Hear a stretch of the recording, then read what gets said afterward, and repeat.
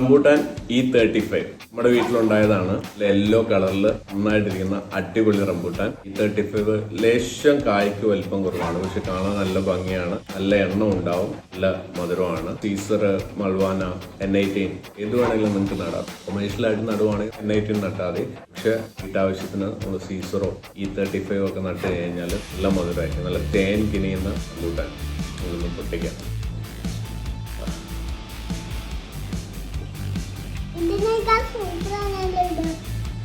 അതാണ് നെയ്തന് N18 ഇഷ്ടം E35 ആണ്. നിങ്ങൾക്ക് എല്ലാവർക്കും അറിയാവുന്ന സൗത്ത് ഈസ്റ്റ് ഏഷ്യൻ ഒറിജിനേറ്റഡ് ആയിട്ടുള്ള ഫ്രൂട്ടാണ് റംബൂട്ടാൻ. കേരളത്തിൽ ഒരു 100 വർഷങ്ങൾക്ക് മുമ്പ് തന്നെ വന്നെങ്കിൽ 10-20 വർഷമായിട്ടാണ് ഇത് പോപ്പുലറായത്. പിന്നെ ചോം എന്ന് പറയും വിയറ്റ്നാമിലൊക്കെ. അടിപൊളി ഫ്രൂട്ടാണ്, എല്ലാവരും മസ്റ്റായിട്ട് പ്ലാന്റ് ചെയ്യണം. സൂപ്പർ.